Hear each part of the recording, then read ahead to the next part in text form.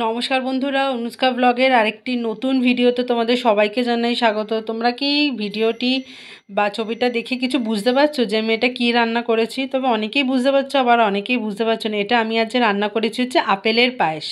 তো শীতের মরশুম মানে হলো একটু পায়েস ফায়েস খেতে ইচ্ছা করে। তো দেখো, বাড়িতে খুব সহজেই আমি এই আপেলের পায়েসটা তৈরি করে নিয়েছি। তোমরা সুজির পায়েস, সিমুয়ের পায়েস, ভাতের মানে এমনি যেরকম চালের পায়েস হয় খেয়েছো, কিন্তু অনেকেই আপেলের পায়েসটা খাওনি। তো দেখো, আমার সাথে থেকো, আমার পাশে থেকো, আর প্রথম থেকে শেষ পর্যন্ত ভিডিওটা দেখো, তাহলেই বুঝতে পারবে কি করে করেছি। এখানে দেখো, আমি একটা বড় সাইজের মতো আপেল নিয়েছিলাম। এই আপেলটাকে আমি এরমভাবে চোকলা ছাড়িয়ে, আপেলের গায়ের যে আঁশগুলো মানে ছালটা থাকে, সেই ছালটা ছাড়িয়ে আমি আপেলটাকে ভালোভাবে গ্রেটারে গ্রেট করে নিচ্ছি। দেখো, খুব ভালোভাবে গ্রেটারে গ্রেট করে নিতে হবে। তোমরা চাইলে দুটো তিনটেও করতে পারো।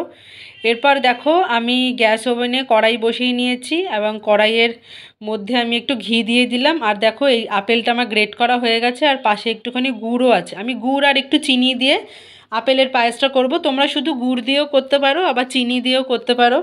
তো এখানে দেখো, আমি একটুখানি ঘি নিয়ে নিয়েছি। ঘি দিয়ে করলেই টেস্টটা খুব ভালো হবে। এখানে ঘি নেওয়ার পরে আমি একটুখানি এলাচ ফোড়ন দিয়ে দিয়েছি এবং এলাচটাকে একটুখানি ফাটিয়ে নিয়েছি। 4-5টা মতো এলাচ দিয়ে নিয়েছি। এবং দেখো, এটাকে একটুখানি খুন্তি দিয়ে একটুখানি ভেঙে ভেঙে দিতে হবে, যাতে এলাচের গন্ধটা ছাড়ে। তো দেখো, এলাচের গন্ধটা ছাড়ার পর আমি যে আপেলটাকে গ্রেট করে নিয়েছিলাম, সে আপেলটাকে আমি কড়ার মধ্যে দিয়ে দিলাম এবং দিয়ে খুব ভালোভাবে দেখো আমি নাড়াচাড়া করছি। একদম ঘিয়ের সাথে ভালোভাবে একটু নাড়াচাড়া করতে হবে। তোমরা একবার দেখো, সত্যিই বাড়িতে বানিয়ে যে একটু আপেলের গন্ধ থাকে না, এবং খেতেও জাস্ট দারুণ এবং ফাটাফাটি লাগে। আমি আজকে ফার্স্ট ট্রাই করলাম এবং খেতেও খুব দারুণ অসাধারণ হয়েছিল। অনেক রকম তো পায়েস খেয়েছি, করেছি, কিন্তু আজকে একটুখানি মনে হলো যে দেখি তো একটু আপেলের পায়েস করে কেমন লাগে খেতে।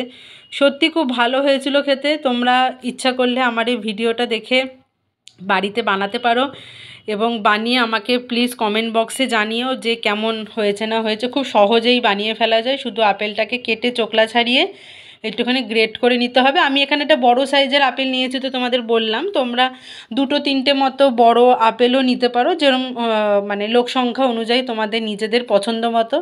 তবে আমি ইচ্ছা করি বড় মানে আরও বেশি আপেল নিইনি, কারণ এটা প্রথম করলাম, দেখলাম একটু ট্রাই করে যে কেমন হয় না হয়, ভালো হবে না খারাপ হবে তো জানি না, কিন্তু ওই জন্য প্রথমবার করলাম বলি একটা বড় সাইজের আপেল দিয়েই আমি আমার ট্রাইটা করলাম যে আপেলের পায়েসটা কীরম খেতে হয় না হয়। দেখো, এখানে এই 2-3 মিনিট মতো একটুখানি ভালোভাবে নাড়াচাড়া করতে হবে। আর এখানে দেখো, আমি এই 500 মতো দুধ নিয়ে নিয়েছি। তোমরা চাইলে 500-র কমও নিতে পারো।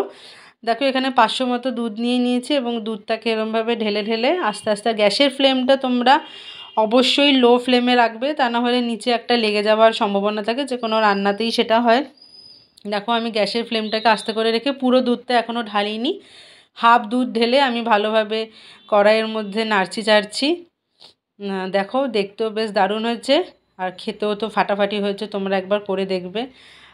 একটু তেজপাতা দিয়ে দিলাম। তোমরা আগে যখন ফোড়নটা দিয়েছিলাম, আমি ফোড়নের সময়ও তোমরা তেজপাতা দিতে পারো, তো আমি তখন একটু স্কিপ করে গেছিলাম বলে আমি এখন দিলাম। মানে যখন এলাচটা দিয়েছিলাম তখনও তোমরা দিতে পারো, কোনো অসুবিধা নেই। তেজপাতাটা পরে দিলেও কোনো অসুবিধা নেই। দেখো, একদম মিহি হয়ে গেছে, খুব ভালোভাবে মিশিয়েছি। আর এখানে দেখো, একটু যে গুড়টা নিয়েছিলাম সেই গুড়টাও এর মধ্যে মিশিয়ে দিয়েছি। তোমরা তোমাদের নিজেদের স্বাদ অনুযায়ী, মিষ্টি অনুযায়ী অবশ্য গুড় বা চিনি ব্যবহার করবে।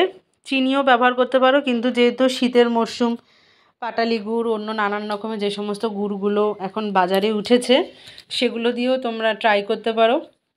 সেটা একেবারেই তোমাদের নিজেদের ব্যাপার। এখানে দেখো, পুরো দুধটাই আমি দিয়ে দিয়েছি এবং দেখো একটুখানি ফুটছে। একটু 1 মিনিট মতো ফুটতে দিতে হবে। ফুটতে দিলেই রেডি হয়ে যাবে আমার আপেলের পায়েস। তো দেখো, এখানে ভালোভাবেই ফুটছে। একটুখানি ফুটতে একটুখানি গাঢ় গাঢ় মতো হবে। গাঢ় গাঢ় মতো হওয়ার পরেই আমি এখানে নামিয়ে দেবো চটজলদি।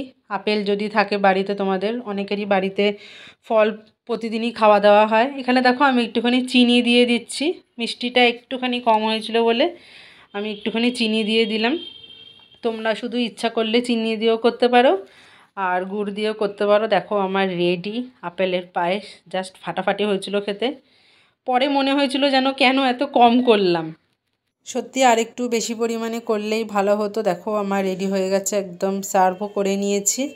ফাটাফাটি হয়েছে। একটা বলে আমি ঢেলেও নিয়েছি, খুব একটা বেশি পরিমাণে হয়নি, একটাই তো আপেল দিয়ে করেছি তোমরা দেখলে। তো আজকের ভিডিওটি যদি তোমাদের ভালো লেগে থাকে অবশ্যই একটা লাইক কমেন্ট শেয়ার করবে। আর যদি তোমরা নতুন বন্ধু হয়ে থাকো তাহলে প্লিজ চ্যানেলটিকে সাবস্ক্রাইব করে দেওয়ার অনুরোধ রইল। তোমরা সবাই সুস্থ থেকো, ভালো থেকো এবং অবশ্যই রান্নাটা তোমরা বাড়িতে ট্রাই করবে এবং কমেন্ট বক্সে জানাবে কেমন হয়েছে। তো আজকের মতো টাটা, বাই।